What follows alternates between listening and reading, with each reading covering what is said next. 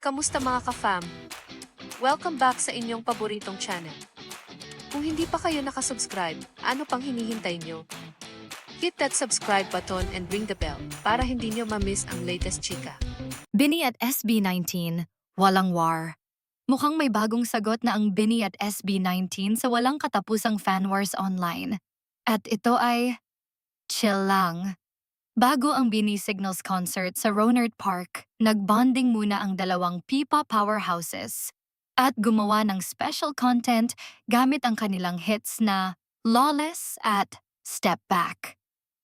Ayon kay Colette, hindi naman daw bago sa kanila ang pagiging magkakaibigan behind the scenes.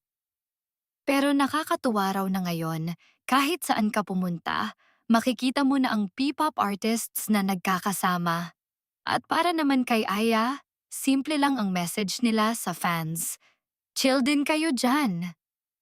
Like, eto, nakikita niyo yung parang we're just chilling here, guys. So, we're happy lang. So, chill din kayo dyan. Samantala, sinabi ni Stel na minsan, sobra na raw ang mga nangyayari online.